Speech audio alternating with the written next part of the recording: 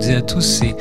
Je trouve extrêmement enthousiasmant de vous voir aussi nombreux. Alors pour une soirée placée sous le signe du droit et de l'histoire du droit, on pourrait croire, quand on ne connaît pas l'histoire du droit, que le droit et son histoire sont des sciences austères et très, très impressionnantes.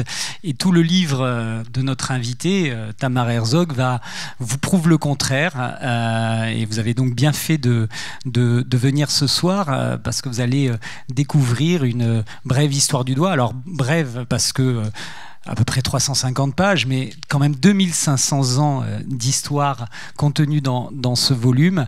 Une histoire du droit vivante, mouvante, en profonde interaction avec le contexte politique et social des temps.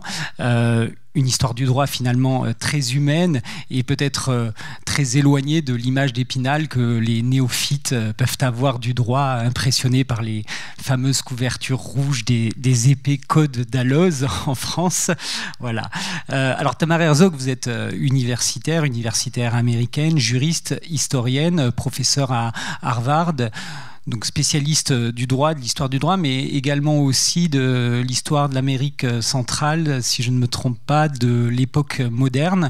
Vous avez publié un certain nombre d'ouvrages, dont certains ont été traduits en français, mais celui sur lequel on va s'arrêter ce soir, que je vous montre ici, une brève histoire du droit en Europe, les 2500 dernières années, qui a été traduit de l'anglais par Métissa André et qui est publié chez Anacarsis, apparu en France très récemment. Il a la grande vertu de poser un certain nombre de jalons importants dans la formation et l'évolution des systèmes juridiques, à la fois sur le continent et en Angleterre, sans prétendre évidemment à l'exhaustivité, ce qui n'était pas possible, mais en essayant de souligner les points essentiels de fracture, de révolution, d'évolution de ce droit.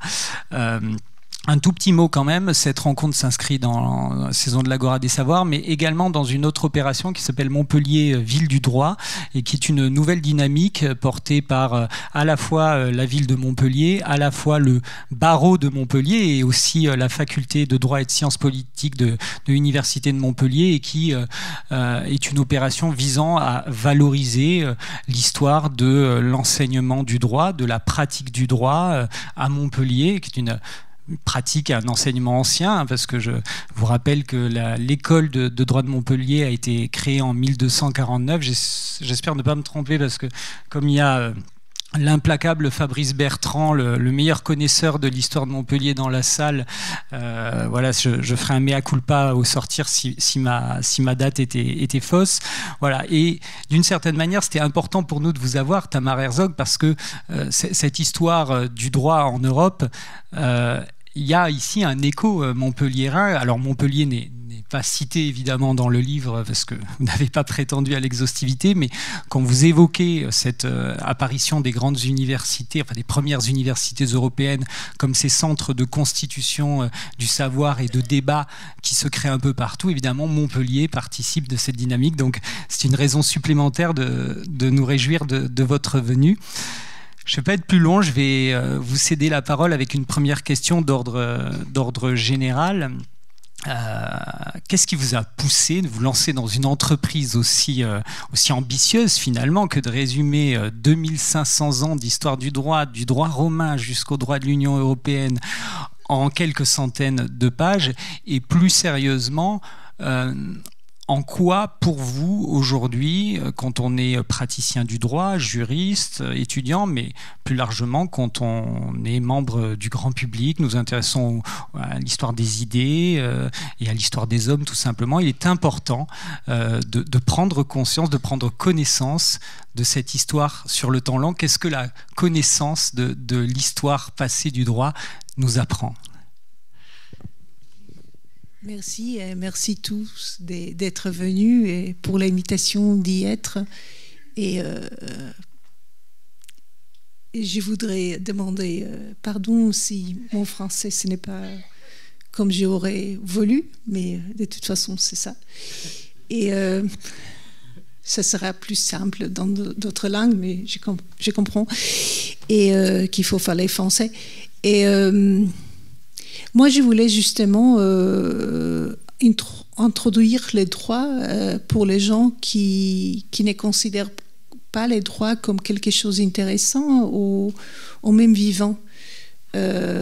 Autant qu'historien, je vais dans plusieurs conférences, je lis des livres qui sont magnifiques, qui traitent des conditions sociales, économiques, politiques, c'est important, mais où les gens parlent presque jamais de la loi. Et quand ils parlent de la loi, c'est quelque chose d'externe, formel, que les gens utilisent un peu d'une forme cynique pour avoir quelque chose qu'ils veulent avoir. Et moi, au contraire, j'ai la formation des juristes et après j'ai commencé à faire de l'histoire. Je pense que le droit est partout. Même si on le sait, on ne le sait pas. Il y a une phrase qui est attribuée à Goethe du 19e siècle que j'aime beaucoup. Il parle de droit romain, mais je pense que c'est vrai pour tous les droits en général. Il dit que le droit romain, c'est comme un canard plongeur, soit qu'il est dans la surface, soit qu'il est dans les eaux, il est toujours là. Soit qu'il le voit, soit qu'on ne le voit pas, il est toujours là. Et je pense que le droit, c'est la même chose. Et il est toujours là et il conditionne ce que la société fait. Il conditionne la société, mais la société aussi conditionne les droits. Et une des choses que j'essaye à dire toujours, que à la fin, la lutte pour décider qui dit les lois, c'est-à-dire qui décide quelles sont les normes sociaux, est une lutte énorme qui se mène en Europe depuis qu'on connaît l'histoire, qu'on a des traces sur ce qui s'est passé dans l'histoire. Mais on ne parle pas jamais. On parle des luttes économiques, des luttes politiques qui sont importantes. Je ne dis pas qu'ils ne sont pas, les sociaux, ils sont tous. Mais les pouvoirs de dire quelles sont les normes sociaux, c'est énorme. Et c'est ce qui c'est le droit. Le droit, c'est une technique qui nous dit comment résoudre des conflits, comment planifier notre vie, comment pouvoir faire des choses qu'on voudrait faire pour donner conséquence à ce qu'on voudrait. Et alors là, je me sens un peu missionnaire dans ce sens-là, mais j'aimerais bien... Ça, c'était une des raisons. De l'autre raison, et là, j'arrête. C'est aussi penser l'Europe, parce que je pense que il y a beaucoup de débats. Est-ce que l'Europe existe? L'Europe n'existe pas. Et il y a beaucoup de revendications locales. Et je ne nie pas que tous ces débats sont importants, sont intéressants. Mais je pense qu'il y a aussi l'Europe, qu'on oublie ça. Et au moins, quand on regarde les droits, on voit l'Europe très, très clairement. Il y a un droit qui se développe en Europe et qui lie tous les pays européens. On dit toujours, jusqu'à le 19e, qu'on commence avec un droit national. C'est plutôt après la Révolution française qu'on commence avec cette idée d'un droit proprement international et national. Mais même après l'invention du droit national, les dialogues entre des juristes européens continuent et l'influence d'un pays sur l'autre continue. Alors là, je nie pas qu'il y a des différences entre les différentes parties de l'Europe, mais je voulais penser aussi les similitudes. Et quelle histoire commune. Et je pense qu'à la longue durée, si on regarde les droits européens à longue durée, on voit très bien l'émergence d'une Europe et d'une culture européenne. Alors cette longue durée, elle commence avec un premier jalon qui est le droit romain. J'ai eu une question un peu naïve en ouvrant les premières pages. Parce que moi, bêtement, j'aurais pensé qu'on commencerait avec les grands législateurs grecs, Lycurgue, Solon, etc. Mais vous choisissez vraiment d'ouvrir votre livre sur le droit romain. Est-ce à dire que finalement tout ce qui s'est fait avant sont des formes de systèmes juridiques tellement éloignées de ce qu'on connaît aujourd'hui qu'il est difficile de les rattacher à ce qu'on connaît aujourd'hui du droit? Qu'est-ce que le droit romain a de profondément novateur, révolutionnaire, on s'entend, pour devoir ouvrir votre livre et pour être ce premier jalon que vous voulez mettre en exergue? Merci. On pouvait toujours commencer avant, de toute façon.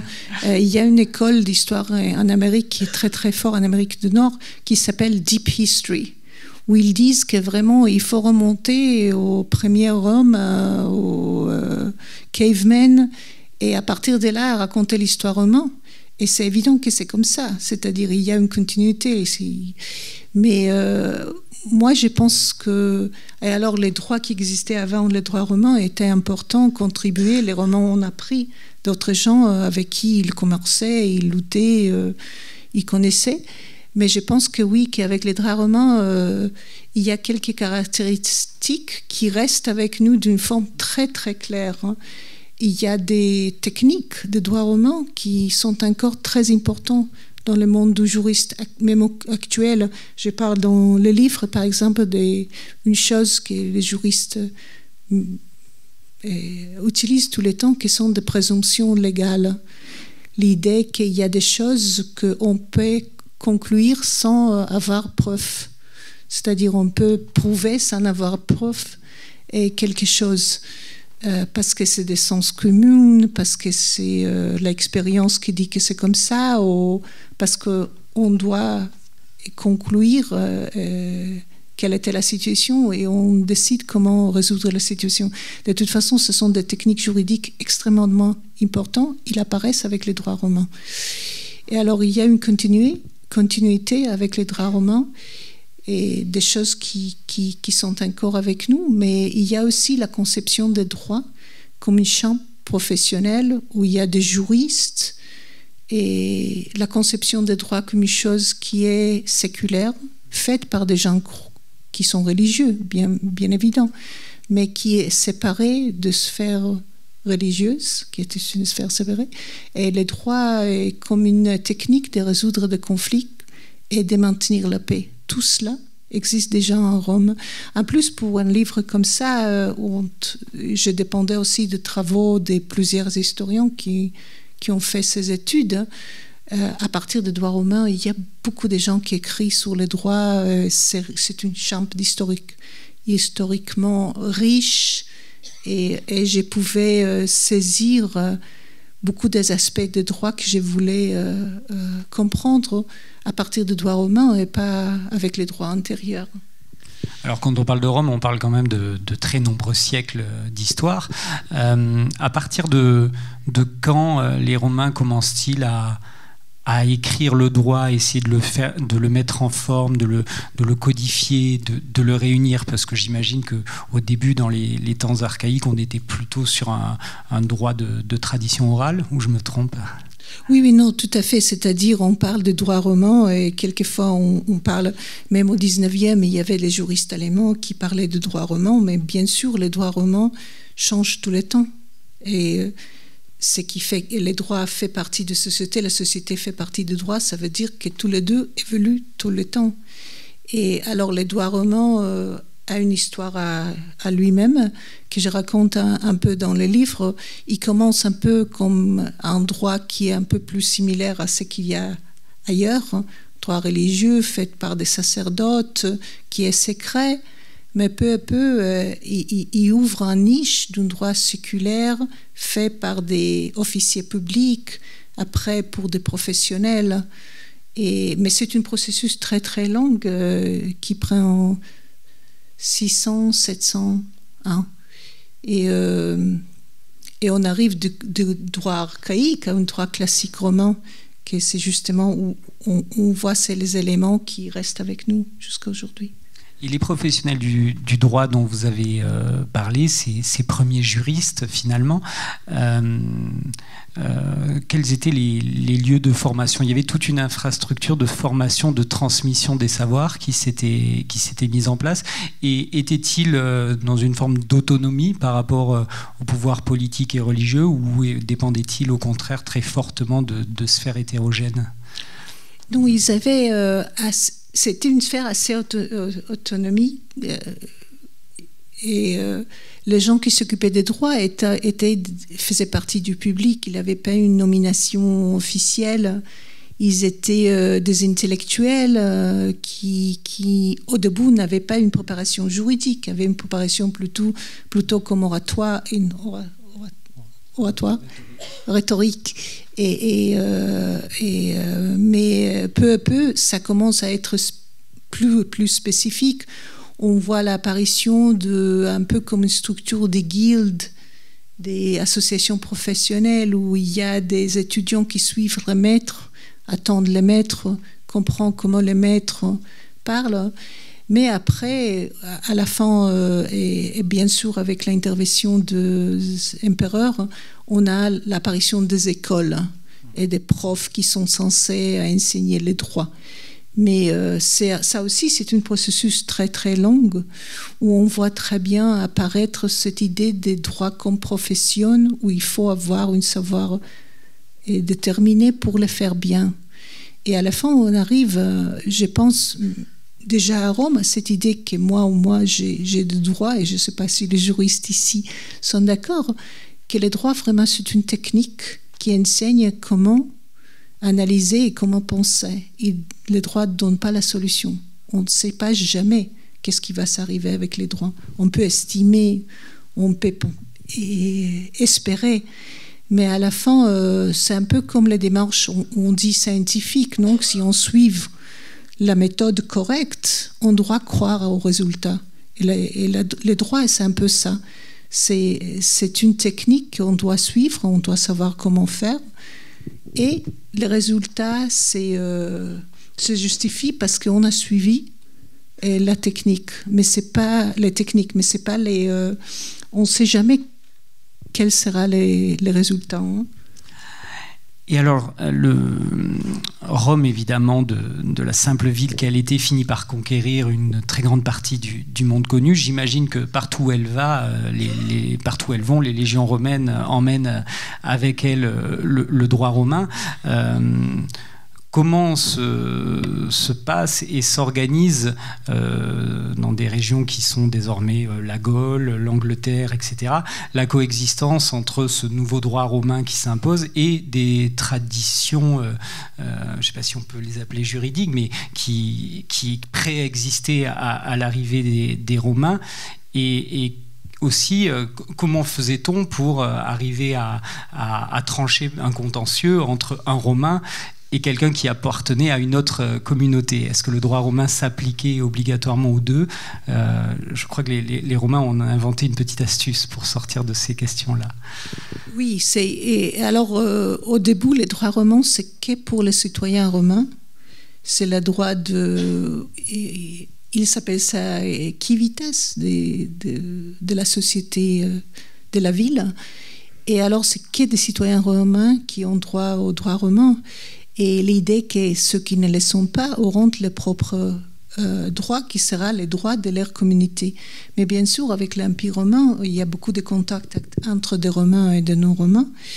Et alors, les juristes romains commencent avec cette idée qu'il y a les droits des nations. Il appelle ius gentium, qui sera un droit qui ne dépend pas de quelle communauté du moment, mais plutôt serait universel, si on voudrait dire, que c'est un droit que toutes les communautés, dans tous les temps, sont censées d'être d'accord. Et alors, il applique ces droits, ius gentium, pour des conflits entre des Romains et des non-Romains. Ce qui est passionnant dans ce développement, c'est qu'à la fin, comme ils ne peuvent pas faire de droit comparé, ils ne peuvent pas savoir vraiment quel droit est suivi dans toutes les communautés humaines, dans tous les temps. Alors, ce qu'ils font, s'ils utilisent la raison, ils disent c'est raisonnable que toutes les communautés humaines font ça et ça. Et alors, à mesure qu'ils développent cette ius gentium, ils commencent à dire c'est les droits raisonnables et c'est les droits naturels. Et là, on a la première apparition qui est très, très importante dans les droits actuels aussi, de cette idée des droits naturels. L'idée qu'il y a des choses qui sont qui font partie de l'être humain et de la forme qu'un être humain, n'importe quelle culture, de quel moment, de quelles conditions, partage avec tous les autres êtres humains, et c'est un droit qu'on peut imposer à des autres, même s'ils ne sont pas d'accord, mais ils ne pensent pas comme ça, parce que ça fait partie de la nature humaine. Et ça apparaît déjà. Alors c'est un développement qui était tout à fait pratique. Il fallait résoudre des conflits entre des Romains et des non-Romains. Mais ça aboutit à une chose énorme dans l'histoire juridique qu'après les Européens vont utiliser dans les colonialismes pendant l'époque moderne. Et c'est un peu la partie triste de cette histoire, mais qu'on utilise aujourd'hui même quand on parle des droits de l'homme, par exemple, que c'est la partie jolie de cette histoire. Il y a un autre acteur protagoniste majeur qui entre dans l'histoire à peu près à ce moment-là et qui lui aussi a une vocation, en tout cas une prétention universaliste, c'est évidemment le christianisme.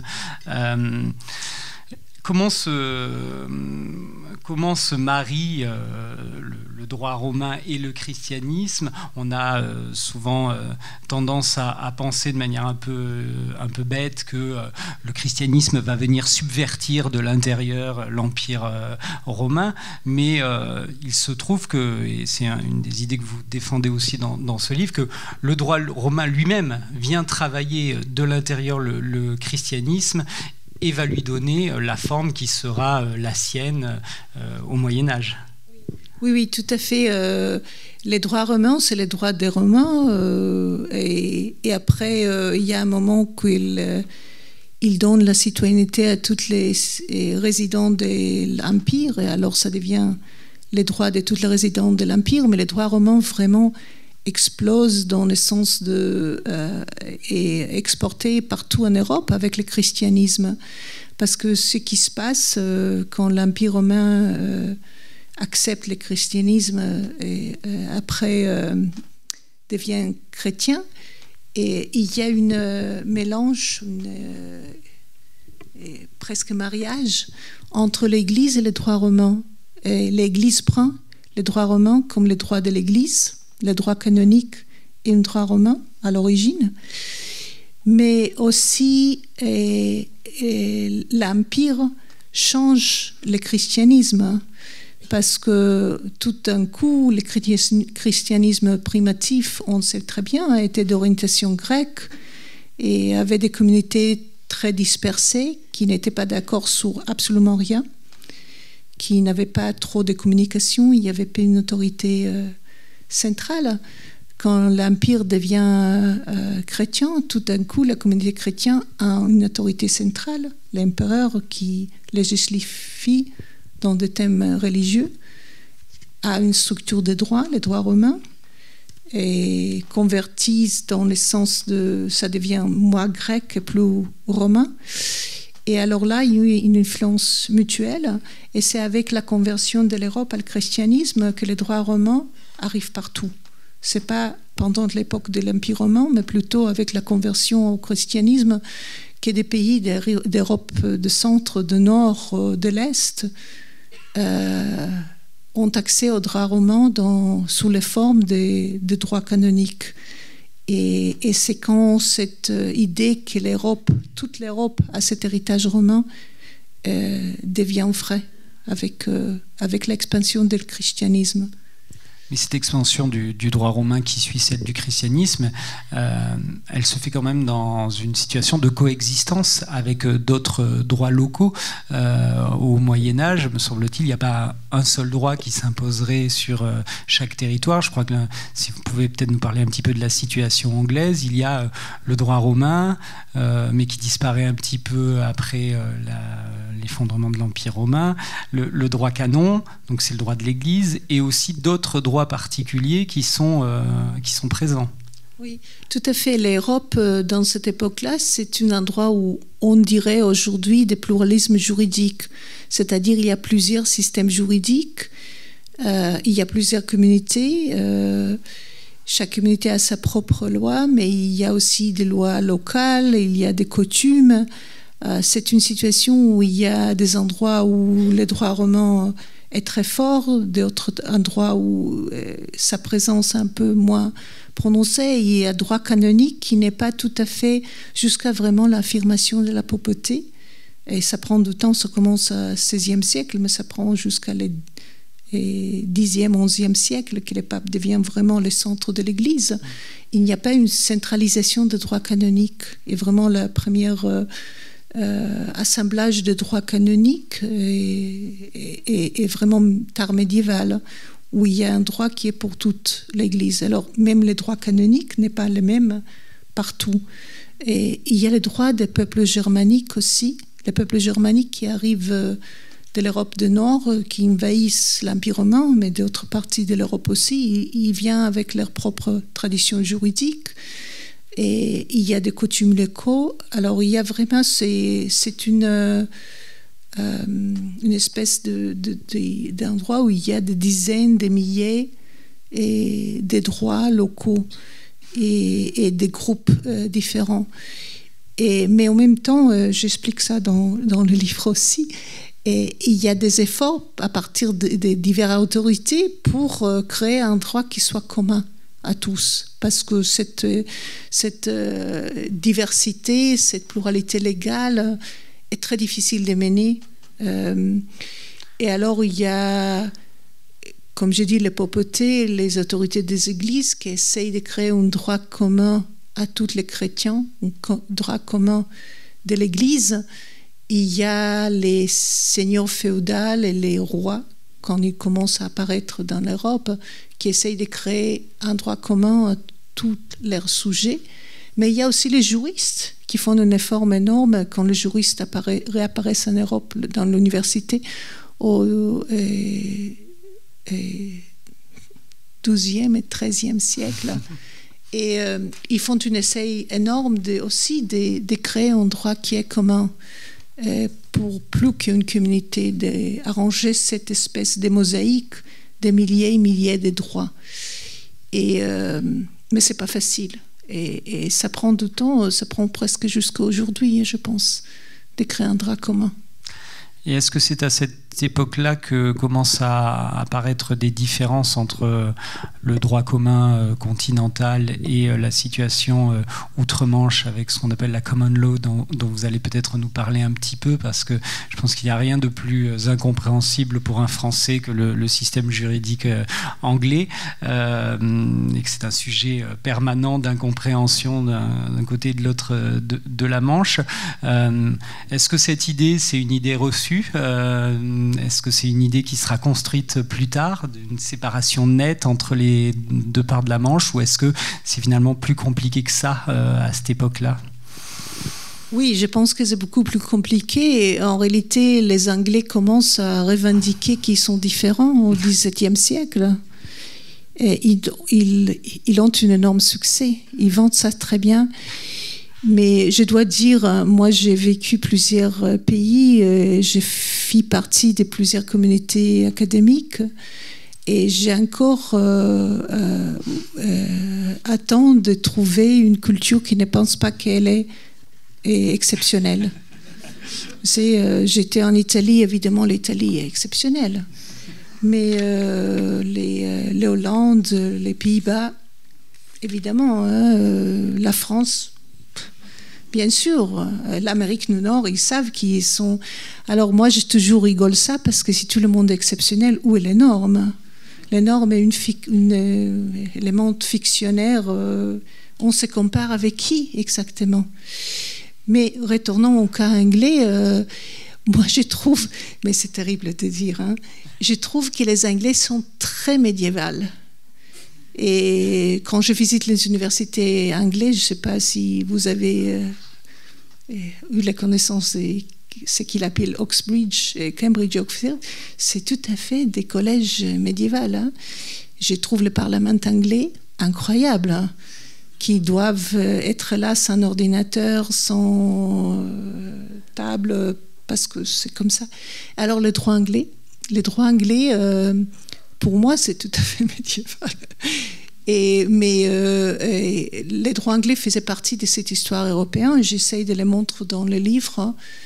Et la naissance du common law anglais, c'est vraiment la naissance d'un droit royal où les rois essayent de créer un droit commun à tous les royaumes. Tous les rois européens essayent de le faire. les rois anglais ont plus de succès qu'autres. Hein. Et les raisons sont très compliquées.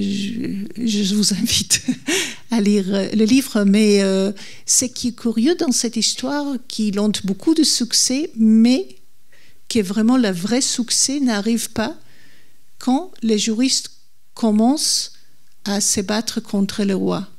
C'est dans le XVIIe siècle, quand il y a les guerres civiles en Angleterre, vous savez qu'ils ont les distinctions d'avoir exécuté première les rois avant les Français.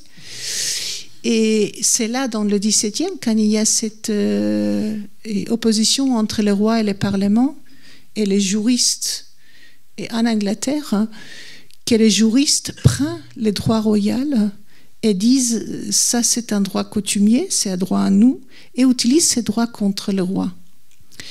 Et c'est à partir de là qu'il y a cette légende que les common law est différent et que les common law s'imposent en Angleterre. Parce qu'avant le XVIIe siècle, le common law était un de plusieurs systèmes qui existaient en Angleterre.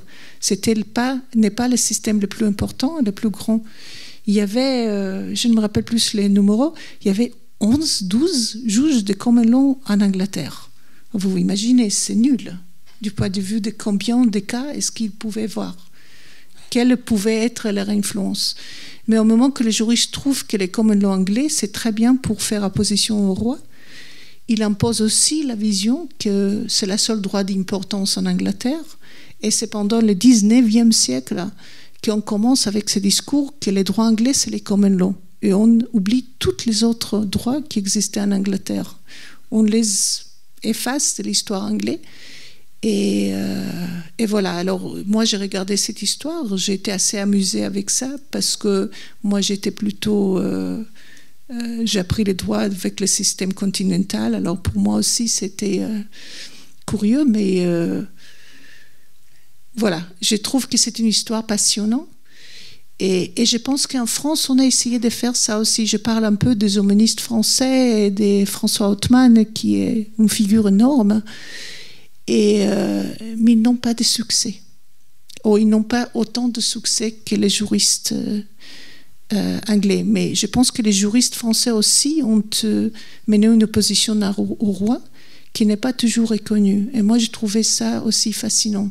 Le travail des juristes français, les humanistes, mais après même du Parlement, et qui étaient des tribunaux provinciaux partout en France, faisait un travail énorme d'opposition au roi qui, je trouve comme étrangère, qu'à cause de l'énorme importance de la Révolution française, on oublie. Alors peut-être avant de revenir en France, quand même juste rester un tout petit instant sur cette fameuse common law, parce que malgré tout, je vois bien que vous aviez esquivé un peu la question, mais malgré tout, elle doit bien avoir quelque chose d'un peu particulier, cette common law, et d'un peu différent du droit continental pour susciter autant à la fois de fantasmes, d'idées reçues, d'incompréhension. On n'a pas beaucoup de temps, mais est-ce que vous pourriez nous parler d'un ou deux traits saillants qui rendent quand même cette common law particulière et différente de ce que nous connaissons ici en matière de droit? Oui, il insiste beaucoup que le droit n'est pas écrit, qu'il est oral, il est coutumier. Est-ce qu'il n'est pas écrit? Est-ce qu'il est coutumier? Ce n'est pas du tout clair, mais c'est l'image qu'on a, que c'est un droit qui dépend de l'expérience et pas de la raison. Et la prétention de droit continental, que c'est raisonnable, oui, on élu et on choisit des représentants pour le Parlement parce qu'ils sont des êtres raisonnables. Ils vont prendre des décisions raisonnables, non? C'est ça l'idée. Et les lois raisonnables en Angleterre, l'idée est que les droits dépendent de l'expérience. Et alors, il n'y a pas de règles générales, il n'y a pas de grandes notions, il y a plutôt de petits pas qui se sont faits à mesure que l'expérience demande la résolution de conflits. Et c'est à petits pas qu'on fait, on reconnaît des droits et on donne résolution au conflit. Mais ce qui pour moi est très curieux, quand j'ai étudié ça, j'ai vu que dans quelques mesures, c'est assez romain, c'est-à-dire les droits romains, étaient faits comme ça, les droits romains dans l'époque classique. C'est pour ça que je dis que pour moi, ils sont médiévales. Mais c'est ça la différence. C'est-à-dire maintenant, la différence est vraiment avec cette idée que c'est des droits très pratiques et très ancrés dans l'expérience humaine et très casuistiques, pas avec des grandes idées, pas avec des grandes raisons. Et que théoriquement, ce n'est pas écrit, mais ce n'est pas vrai. Bien sûr que c'est écrit. Comme ce n'est pas vrai que les droits français sont écrits, parce qu'il y a beaucoup de gens qui parlent de droits et qui changent les droits à partir de ce qui est écrit. Alors. D'ailleurs, vous faites un sort aussi dans votre livre à la distinction très française de tradition de droit oral, tradition de droit écrit, en montrant que cette coupure, alors à Montpellier, elle est très connue parce qu'on a eu ici un professeur d'histoire romaine, maire de Montpellier pendant très longtemps, qui aimait parler de la grande distinction entre la France de droit écrit, la France de droit oral. Quand on regarde vraiment en détail, c'est beaucoup moins évident que ça. Oui, parce que ce que je regarde, c'est un peu, il y a des travaux fantastiques pour des historiens français qui ont étudié l'écriture des droits locaux, des droits coutumiers. Et on voit très bien que cette écriture est faite par des avocats, est faite par des juristes. Il y a des commissions de juristes qui le font. Et quelquefois, pour une décision locale, mais plusieurs fois pour les décisions de roi, qui vraiment encouragent les mettre en écrit les droits locaux coutumiers. Et alors on voit très bien qu'à la fin, ceux qui émettent à l'écrit ces récits des droits coutumiers sont influencés pour le travail des juristes et ça devient droit écrit. Et en plus, ça devient un droit qui peut être suivi parce que c'est censé comme le droit local par le roi. Alors, toutes ces idées que les droits locaux et coutumiers, authentiques, c'est difficile à saisir pourquoi on pense que c'est comme ça. Et bien sûr, dans les pays de droit roman, les droits écrits aussi, en France, c'est parti. Qui ont dit des droits écrits, il y avait des coutumes. Dans les droits romans, les coutumes sont énormément importantes. Et alors, voilà. Mais je pense, une des choses que j'ai trouvées quand j'ai écrit ce livre, qu'il y a vraiment beaucoup... au moment qu'on a commencé à parler d'un droit national, il y a beaucoup de stéréotypes, des légendes, que tous les pays font. C'est pas, comme je dis, l'Angleterre a fait ça, mais je pense que la France a sa propre partie à ça aussi, mais tous les pays, tout le monde. Et moi, j'aime, c'est pour ça que je suis devenue historien. J'ai commencé à être avocat et je suis devenue historien parce que moi, j'aime demander et j'aime poser des questions sur les choses les plus évidentes parce que je pense qu'il n'y a pas des choses qui sont trop évidentes pour se poser des questions sur eux. Alors c'est ça que je trouve l'histoire très amusante parce que j'ai fait ça toujours. Je me demande est-ce que c'est vraiment vrai ou est-ce qu'on pouvait le regarder comme ça et qu'est-ce qui se passe si on le regarde comme ça.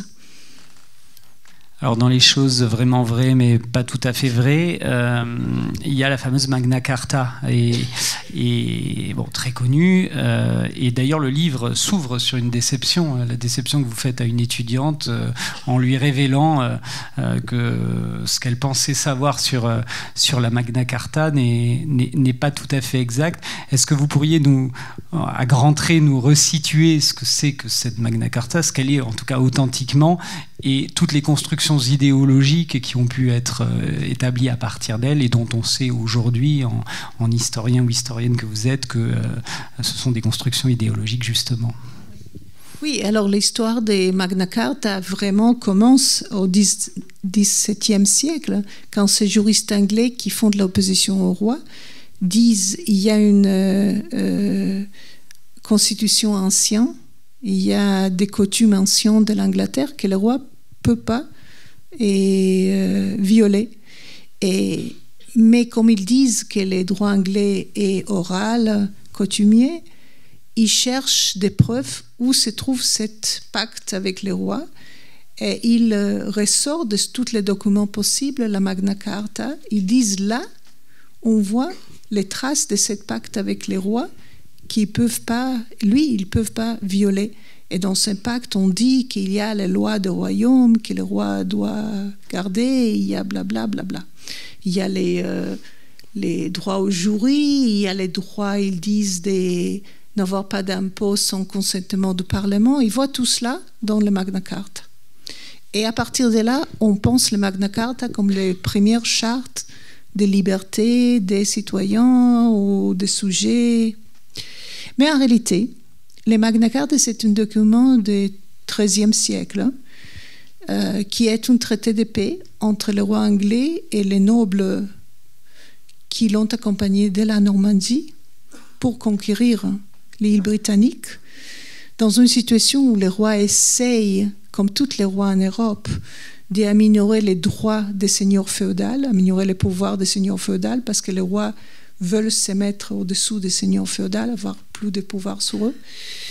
Et les barons qui viennent avec lui de la Normandie, rebellent contre lui, et ils font un traité de paix, c'est la Magna Carta.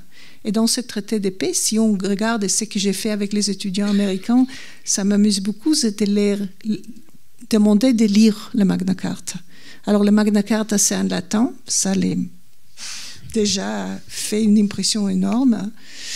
Et en plus, c'est un document énormément long et pas du tout intéressant, où il y a les noms de tous les barons, et les barons machins veulent que son fils peut avoir ça, et les barons quels veulent ça. Il y a toutes des revendications particulières de ces gens-là qui défendent les propres territoires, les propres pouvoirs. Et il y a 3 petits clauses que ces gens du XVIIe sortent de ce document énorme et ennuyeux et qui font l'ensemble de liberté anglais. Et ça fait 5% de documents. C'est tout à fait hors de contexte. En plus, cette clause ne dit pas ce qu'ils disent qu'il dit. Parce qu'ils disent pas les consentements des royaumes, mais les conseils des royaumes. Bien sûr, les conseils des royaumes. Tous les rois médiévaux avaient un petit conseil qui les donnait des conseils. Mais les conseils, ce n'est pas consentement. C'est 2 choses tout à fait différentes. Etc., etc. Et les droits au jury, c'est seul pour les freemen. Et les freemen, ça veut dire les barons, les seigneurs féodaux. Parce que le sujet des seigneurs féodaux n'était pas freemen. Alors, ce n'est pas les droits des Anglais, c'est le droit des 150 barons normands qui se sont venus avec les rois. Alors moi, je trouve toujours, pour moi, c'est impactant parce que ça montre une chose très importante qui est vraie pour les lois toujours, que même un document écrit peut être lu d'une manière différente selon l'époque. Et les juristes prennent la partie qu'ils aiment. On l'appelle en anglais usable past. Le passé qui est usable, qui est convenu, qui est, et l'interpréter comme ils veulent. Et voilà. Et la Magna Carta, c'est un cas très, très extrême. Et c'est vrai pour tous les documents juridiques, même aujourd'hui. Je vois comment mes collègues américains lisent les Bill of Rights américains. C'est tout à fait incroyable ce qu'ils font avec ça aussi. Ils prennent ce qu'ils veulent, ils l'interprètent comme ils veulent. Justement, vous venez de parler de vos collègues américains. Il se passe au XVIIe, XVIIIe siècle quelque chose de très important. C'est évidemment les 13 colonies anglaises aux États-Unis qui, même sous domination anglaise, je crois, n'ont pas tout à fait n'obéissent pas au même système juridique que celui de l'Angleterre et commence à s'élaborer quelque chose de neuf, de différent et de profondément moderne dans ces 13 colonies, avec même l'idée de constitution, qui est une idée profondément neuve et novatrice, révolutionnaire même à cette époque-là.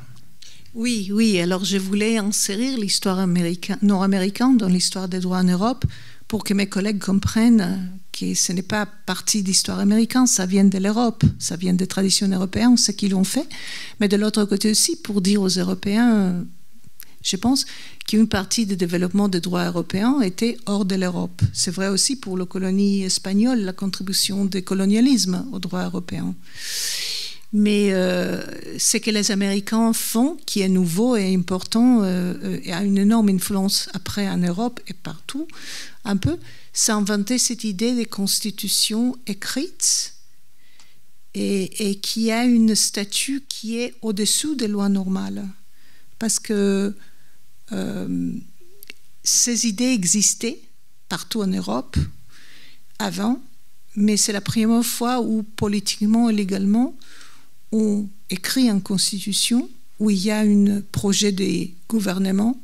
Toutes les intellectuels de l'époque du 18e parlaient de ces choses-là et essayaient de penser comment améliorer la société. Mais là, il y a des gens, des juristes qui écrivent un plan de gouvernement et qui l'adoptent comme constitution. Et en plus, ils disent que c'est plus élevé que les lois normales.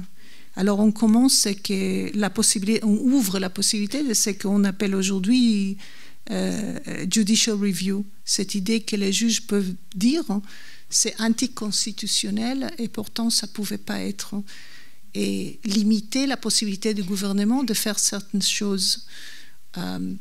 Ça s'explique pour la tradition européenne, mais aussi ça s'explique ce développement pour les circonstances dans les colonies anglaises, où vraiment la confrontation, ce n'est pas contre les rois, mais c'est contre le Parlement.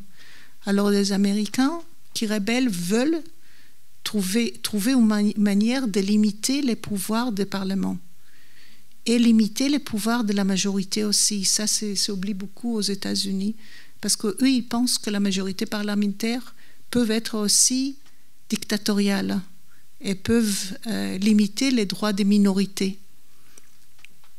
Et alors, c'est pour ça qu'ils ont cherché une manière de protéger les gens contre le Parlement et protéger la minorité des gens contre la majorité dans le Parlement.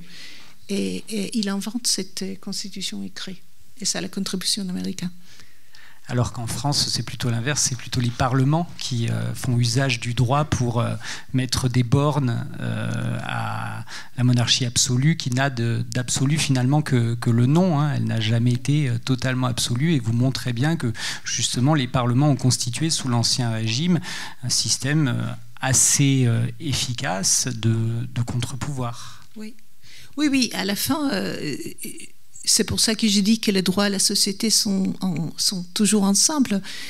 J'essaye de montrer dans le livre que quelques de ces développements légaux s'expliquent dans les circonstances de chaque cas. Qu'est-ce que les gens voulaient? Qu'est-ce que les gens cherchaient de faire? Alors, si la confrontation avec les parlements, c'est une chose, si la confrontation comme en France est avec les rois, il y a une autre solution juridique qui s'adopte. Mais ce qui est curieux, dans les deux cas, ils disent que c'est de droit naturel, que c'est évident. Ce que je trouve incroyable dans tous les deux cas, le cas français et le cas américain, qu'ils commencent avec cette idée des choses qui n'ont pas besoin d'être expliquées ou justifiées. En anglais, on l'appelle self-evident truth. C'est une chose incroyable, hein, parce qu'ils sont évidents à qui? À ceux qui parlent, à ceux qui disent, mais pas aux autres. Hein. Et je pense que la Révolution française, c'est le meilleur exemple de montrer que ce qui est évident pour un n'est pas pour des autres. Hein. Alors, mais on a cette idée, on continue, même aujourd'hui, quand je regarde les nouvelles, plutôt, je n'entre pas en France, mais aux États-Unis, c'est évident qu'eux, ils parlent toujours avec cette conviction qu'il y a des choses qui sont évidentes, et bien sûr qu'ils ne sont pas. Ils sont évidents que pour les gens qui les prononcent, mais pas pour les autres. Mais avant, il y avait cette idée qu'il fallait trouver une référence. Il fallait dire c'est Dieu qui l'avait dit, c'est la tradition qui l'a dit, c'est les philosophes qui l'avaient dit, c'est les juristes qui l'avaient dit, c'est le peuple qui l'avait dit, avec cette idée des coutumes. Mais l'idée que moi je les dise parce que c'est raisonnable pour moi et pourtant... c'est évident, il ne faut pas l'expliquer, il ne faut pas trouver des autorités. C'est vraiment la modernité, moi, je trouve. Et ça commence avec les Américains et les Français. Ce sont les fameux principes simples et incontestables de la Déclaration des droits de l'homme et du citoyen. Alors vous disiez tout à l'heure que tous les peuples cherchent à être exceptionnels et particuliers. Il y a quand même quelque chose de particulier dans cette révolution française. Il y a vraiment un avant et un après dans ce geste de rupture radicale. C'est vraiment le moment où s'invente un ordre juridique nouveau. Oui, tout à fait. Je pense que c'est le moment plus important d'histoire du droit européen, et je trouve aussi que les gens ne parlent pas de ça suffisamment. Et avec la Révolution française, on a pour la première fois dans le droit européen cette idée de recommencer tout. La disponibilité totale de l'ordre juridique. Personne, avant la Révolution française, osait imaginer qu'on pouvait tout recommencer. Bien sûr que la Révolution ne pouvait pas tout commencer.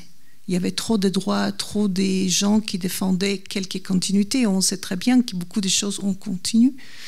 Mais même l'idée, la osseté de penser que les humains sont capables, qu'ils peuvent changer tout, la société, l'ordre, et ils sont raisonnables, ils peuvent le faire d'une manière raisonnable, et qu'alors les droits changent les rôles des droits avant, c'était de garder le status quo, c'était de maintenir la paix, résoudre des conflits. Avec la Révolution française, on voit très bien que les rôles des droits est de créer une société meilleure. Je ne dis pas que c'est arrivé, mais au moins il y avait cette volonté de dire on rompt tout, on recommence. C'est jamais arrivé, comme je dis, c'est impossible. Et on pense comment le faire mieux. Et à partir de là, c'est que les révolutionnaires font, parce qu'ils méfient des juristes, et là c'est une longue histoire, pourquoi ils méfient des juristes. Ils veulent avoir tous les pouvoirs, alors ils commencent à dire, dans le monde des droits, il n'y a que la législation. Les pouvoirs qu'il y avait les juristes, les juges, les coutumes, tout cela, et ne ferait pas plus partie du monde du droit. C'est soit les choses sont législées, soit elles n'existent pas. C'est un système qu'on appelle positiviste. Bien sûr, c'est jamais arrivé non plus. Mais au moins, la volonté était de donner tous les pouvoirs pour décider les normes à ces assemblées qui vont être élues pour le peuple. Ce qui est curieux dans la Révolution française, je trouve aussi, c'est l'insistance que c'est un droit national. Ce sont les gens qui sont élus pour nous, qui vont faire les normes pour nous. Et c'est un droit qui doit être dans toute la France, pour tous les Français, les parties des étrangers qui sont là. Mais en même temps, parce qu'ils prétendent que ce droit est raisonnable, c'est aussi un droit de vocation universelle. Alors, c'est la première fois qu'on propose un droit tout à fait national, uni, mais en même temps, on dit que ce droit est raisonnable et pourtant universel. Et c'est pour ça que les révolutionnaires, comme vous le savez mieux que moi, et avec Napoléon après, essayent d'exporter la révolution et les droits, parce qu'ils les croient vraiment, est partie d'un patrimoine universel. Alors il y a cette énorme contradiction d'un droit proprement national, mais qui en même temps est profondément universel, parce que la raison il est dite basée sur la raison, et la raison, on pensait alors, est universelle. Maintenant, il y a beaucoup de doutes si la raison n'est pas culturelle. Hein. Mais avant, on avait la conviction que la raison humaine était toujours la même partout, tout le temps. Qu'on a perdu un peu cette conviction maintenant, je pense. Et c'est au nom de cette conviction universelle, effectivement, que Napoléon va pouvoir justifier ses conquêtes. C'est aussi la période où on ne va pas pouvoir s'y arrêter parce que l'heure tourne, mais des grands systèmes de codification, Code civil 1804, tous les codes qui vont suivre pendant la dizaine d'années qui suivent et qui vont avoir un succès extraordinaire parce que plein de pays vont imiter. Il y a un autre modèle, le modèle germanique, qui ne suit pas du tout la même voie crois que le modèle du droit français, à l'autre bout du siècle, hein, puisque je crois qu'eux, ils parviennent à établir leur propre code, mais plutôt vers 1896, je parle sous votre contrôle, ou à peu près. Et il est radicalement, enfin, il est basé sur des prémices et une philosophie radicalement différente que celui de l'universalisme abstrait porté par les Français. Oui, en théorie, les codes civils allemands, les BGB, est totalement contraire à ces idées françaises parce que est censé être basé sur les expériences, les coutumes, la culture allemande et l'idée est de continuation et pas de rupture comme avec les codes français. Mais là aussi, il y a plus de légendes que des réalités. Comme le code français n'est pas arrivé à tout innover, et on sait très bien que le code Napoléon avait des parties qui sont très neuves, mais des parties autres qui sont très des anciens régimes, tous les droits des familles, par exemple, très des anciens régimes. Et les codes allemands n'étaient pas autant... avaient plusieurs innovations aussi. Mais les Allemands qui discutent leur code pendant le 19e siècle, où ils essayent aussi de créer la unification allemande, et les voient comme un produit particulièrement allemand.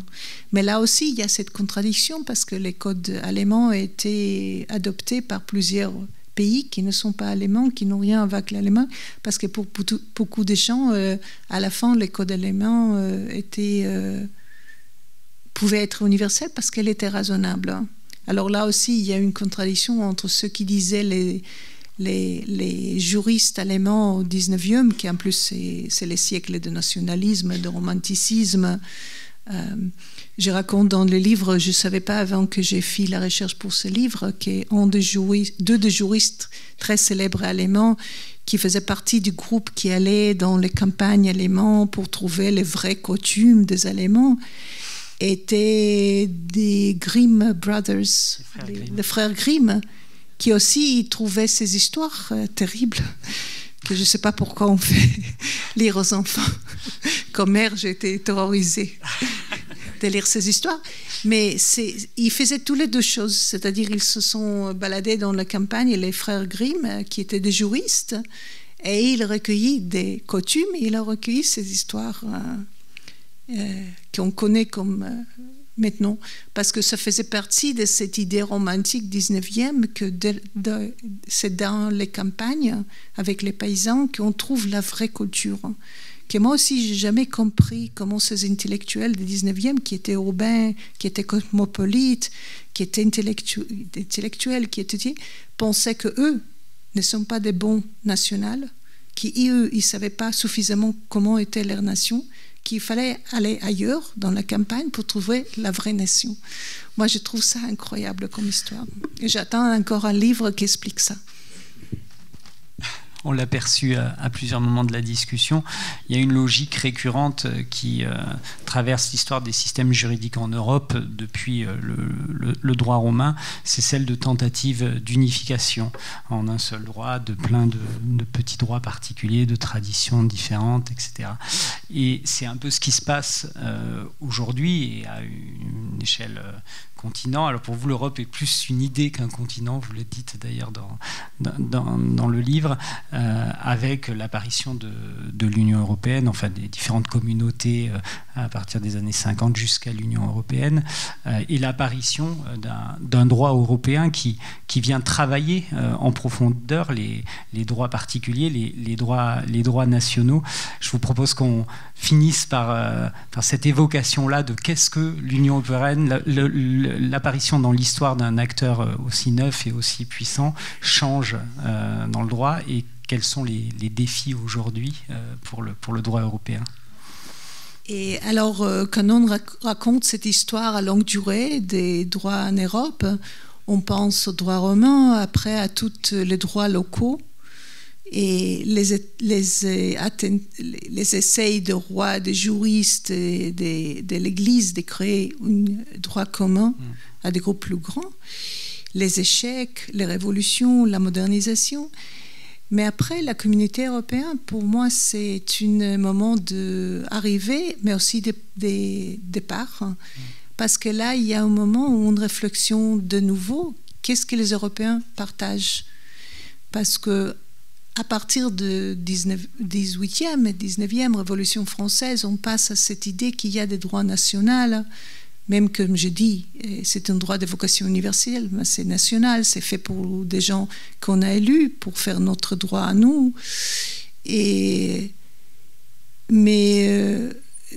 Moi, je trouve intéressant parce que si on voit cette longue durée, on voit toujours cette idée de droit local, essaye d'unification. Droit local, essaye d'unification. Alors pour moi, le droit national, c'est cette idée d'un droit local un peu différent du droit de communauté de ville, mais de toute façon comme ça. Et après, il y a de nouveau une essaye d'unification européenne qui, je pense, amène les juristes européens de vraiment repenser les droits en Europe. Qu'est-ce qu'on a en commun? Comment est-ce qu'on peut penser la communauté et pas les différences qui étaient vraiment les choses les plus populaires au 19e et 20e, c'est toujours la différence entre les pays européens.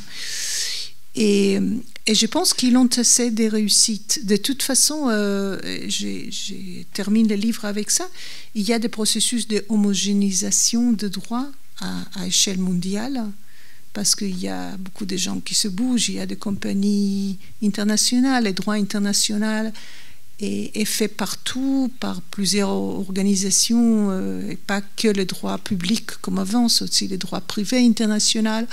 Alors il y a vraiment un processus assez lent, mais assez évident d'homogénéisation des droits à l'échelle universelle. Mais en même temps, on voit très bien qu'il y a de nouveau cette impétude de créer des différences. Il y a des revendications des groupes qui disent notre droit est différent, on a le droit d'avoir un droit différent. Et en Amérique latine, par exemple, il y a tout un mouvement très intéressant de revendiquer les droits des peuples autochtones et pas que les droits européens. Alors on voit toujours là, d'une part, la homogénéisation, le processus qui veut amener à une communauté de droits plus grand, et de l'autre côté, la réaction locale et la revendication de droits.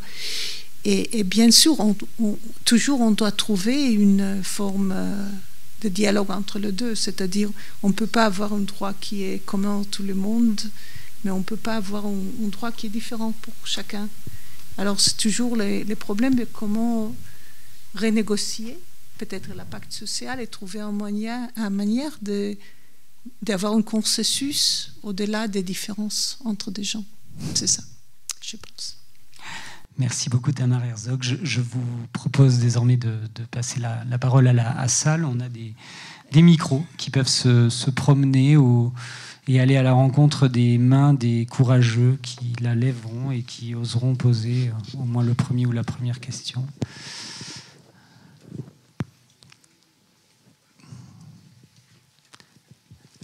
Madame. Oui, bonjour, merci beaucoup. Je voudrais savoir, dans ce que vous venez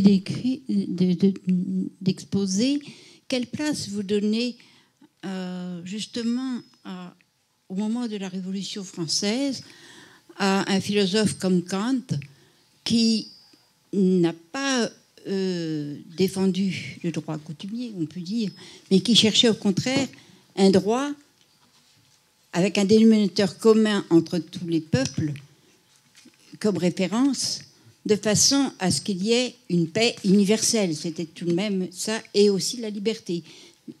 Et qu'il pensait l'Europe déjà à ce moment-là. Donc, est-ce qu'il y a une référence pour vous, ou bien alors est-ce qu'on est complètement sur une philosophie tournée vers la raison, qui est la morale et le dénominateur commun de toute l'humanité? Merci. Je ne me rappelle plus si je le mentionne dans le livre ou non, mais pour moi, Kant fait partie de ces groupes de personnes. Je dis toujours à mes étudiants, on parle toujours des grands géants, mais tous les grands géants avaient des gens avec qui ils parlaient, avaient des livres qu'ils ont lus, Alors, c'est toujours, on fait un symbole d'une personne, mais c'est toujours tout un groupe, là. Mais de toute façon, pour moi, Kant faisait partie de ce groupe qui insistait beaucoup sur la possibilité des humains à être rationnels, à savoir pour soi-même ce qui est juste, ce qui n'est pas juste, d'avoir peut-être la possibilité de savoir cette évidence dont j'ai parlé. Et alors je pense qu'ils viennent là pour dire justement qu'on pouvait trouver une communauté humaine parce qu'on avait ça. Et je trouve que c'est magnifique qu'il avait dit, mais dans nos pratiques, comme j'avais mentionné, à la fin, les gens ne sont pas d'accord sur ce qui est évident. Et je pense qu'il y avait là un moment où vraiment il était convaincu que c'était possible. Parce que la raison, la logique, l'expérience serait commun à tout. Mais l'expérience montre que ce n'est pas vrai, qu'on n'est pas d'accord sur ce qui est évident. Aujourd'hui, non, mais dans le passé, non. Et moi, j'explique comme ça les luttes féroces de la Révolution française. On peut dire c'était sur le pouvoir, sur l'argent. Tout cela, c'est peut-être vrai. Mais je pense qu'il y avait vraiment un désaccord sur qu'est-ce que c'était une société idéale. Et vraiment, ils pouvaient passer ce qui était évident pour un n'était pas évident pour autre. Comment planifier une société?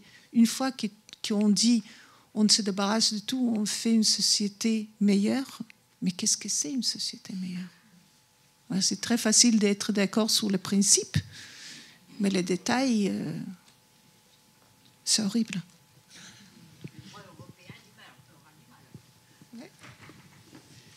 Est-ce que vous pourriez établir une comparaison avec le droit appliqué dans les régimes qu'on a appelés communistes, enfin marxistes, qui ont été assez nombreux à une certaine période, un peu moins nombreux maintenant, mais qui étaient très différents aussi du fonctionnement occidental, et je pense dans le droit aussi.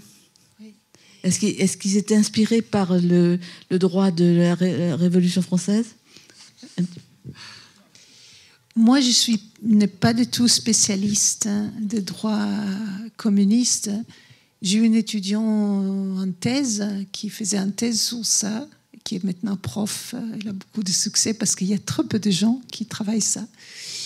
Et ce qui est intéressant, c'est elle qui montre, c'est pas moi, que pendant une longue période, c'était plus facile de dire qu'est-ce que les droits communistes n'est pas, qu'est-ce que c'est.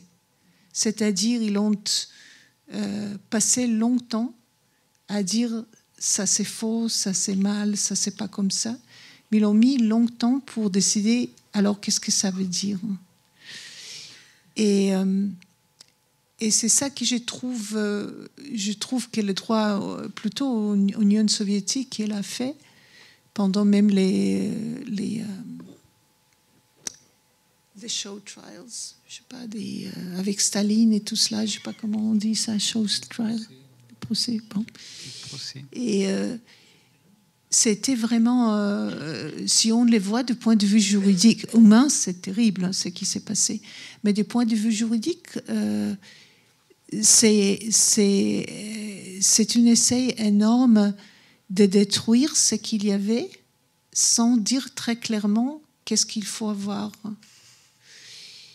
Et je pense que ça, c'est peut-être les choses plus intéressantes que moi je puisse dire sur les droits. Parce qu'à la limite, où il y a un seul missier, normalement c'est missier, excusez-moi, qui décide les règles, ça pouvait être communisme, ça pouvait être ailleurs aussi. Mais je pense avec le communisme, de nouveau, si on les pense d'une manière un peu plus moins critique, il y avait un essai de repenser la société et de créer une société mieux. Alors il pouvait très rapidement dire « ça, je déteste ». Mais il ne pouvait pas mettre d'accord qu'est-ce qu'il aime. Oui, bonjour, merci pour ce que vous avez dit.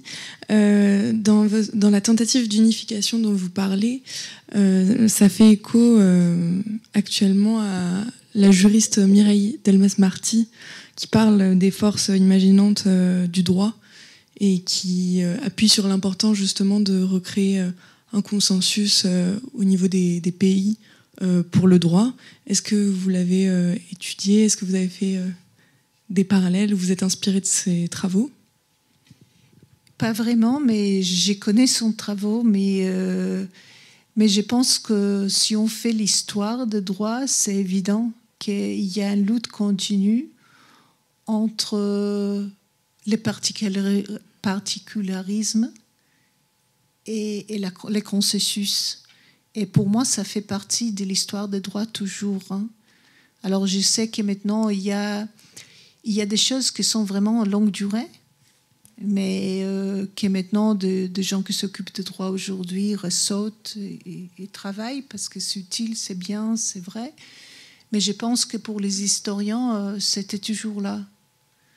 J'ai par exemple un autre étudiant de thèse qui est déjà prof, qui a travaillé sur la notion juridique de consentement. Maintenant, c'est un grand thème, mais ça existe depuis toujours. Les juristes ont demandé qu'est-ce que ça veut dire oui. Qui va dire oui? Comment? Et alors, bien sûr, maintenant, c'est un moment très important, il faut le discuter. Mais si on regarde l'histoire des droits, on voit très bien que les discussions étaient toujours là. Sauf qu'il était peut-être moins évident pour le grand public ou les juristes qui travaillent sur les droits aujourd'hui. Mais elle est très bonne, c'est très intéressant.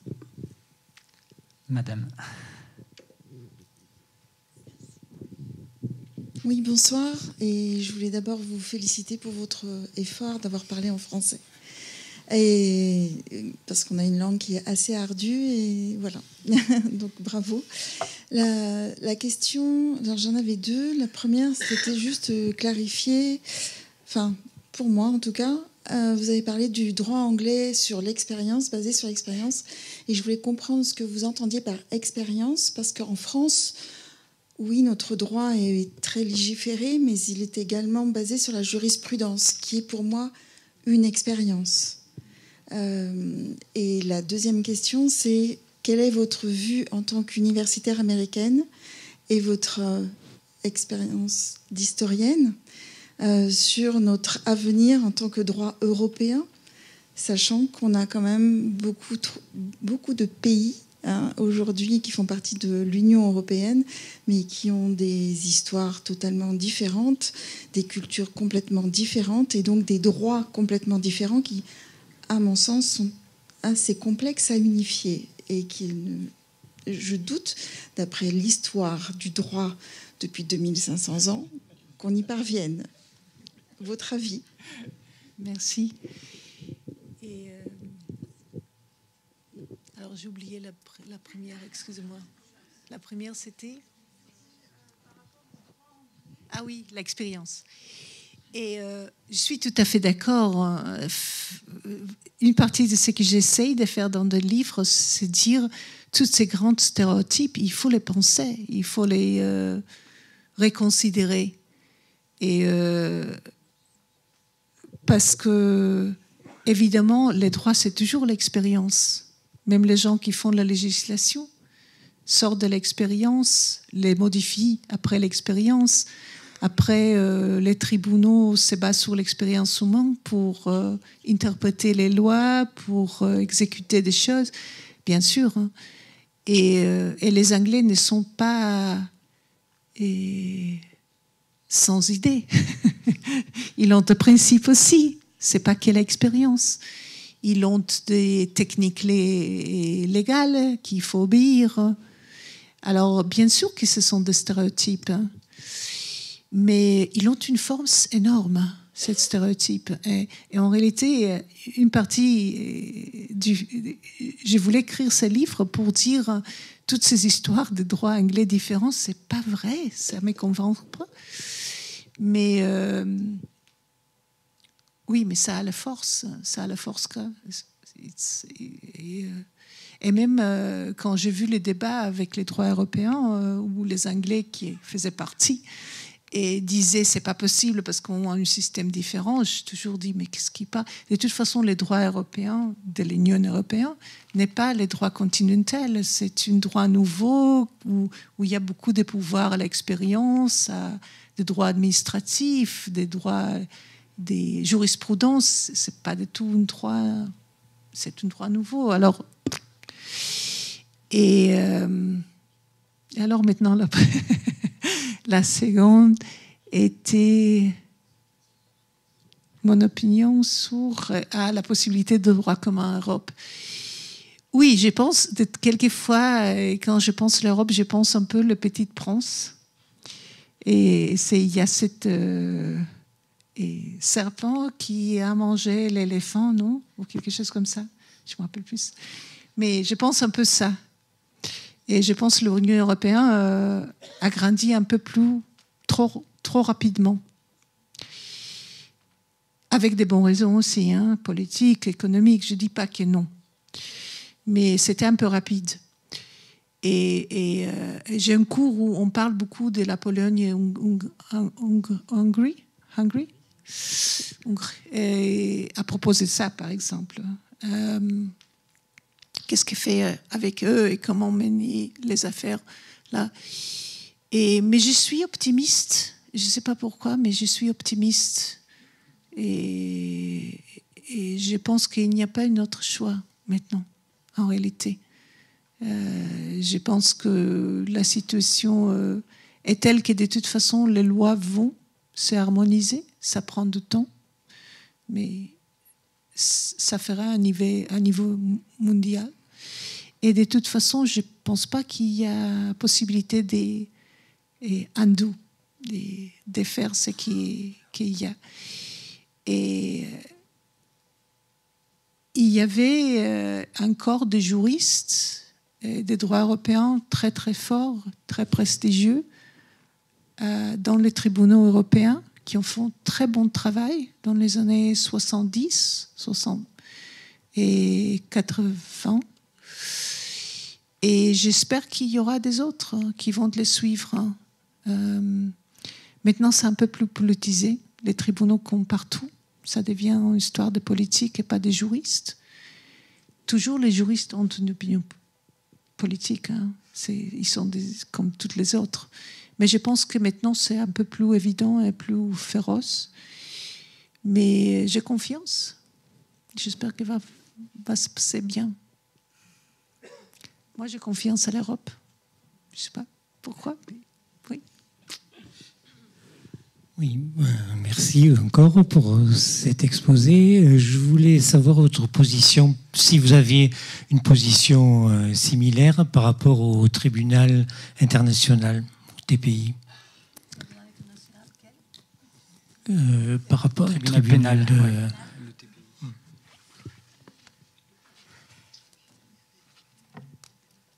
C'est difficile.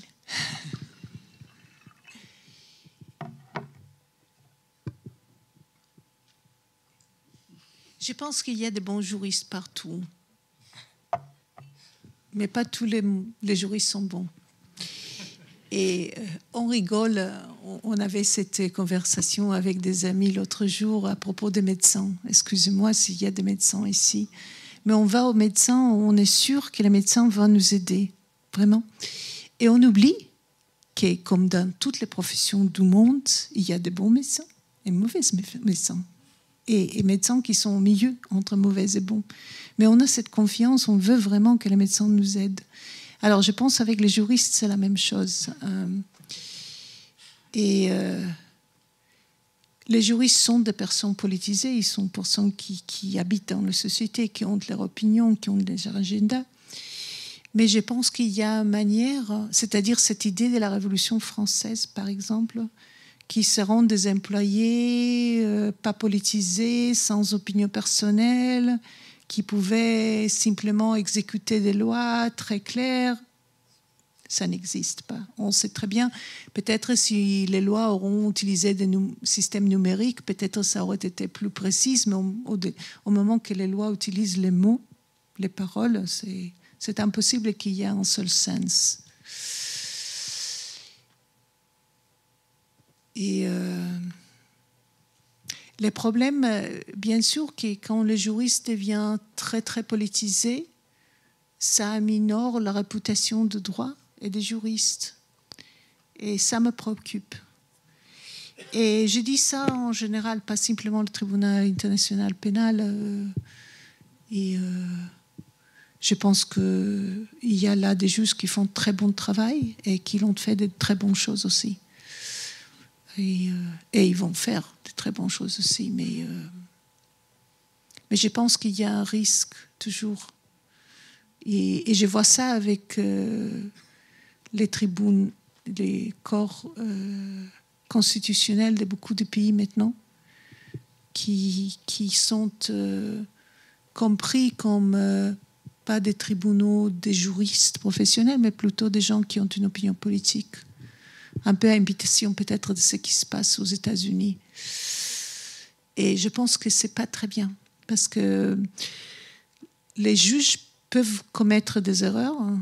Les juristes peuvent être bons ou mauvaises, mais ils sont les gens que la société a mis pour prendre la décision ultime. Parce qu'on ne peut pas discuter, si on devrait discuter entre nous, qu'est-ce que c'est évident, il n'y aura pas une fin. Alors la société a dit, on a mis des juges qui vont décider pour nous, même si on sait que quelquefois, ils ont tort, quelquefois, ils ne sont pas très bons. Mais on les donne l'autorité de décider parce qu'il faut avoir quelqu'un qui décide. Mais on aimerait bien que la critique contre eux ne serait pas féroce, parce qu'on aimerait bien penser que ceux qui décident pour nous, normalement, sont bons juristes. Merci infiniment, Tamar Herzog. Merci à toutes et à tous. Merci aussi de vous être exprimés en français, effectivement, d'avoir fait cet effort et d'avoir pris le risque de venir de Florence malgré les perturbations.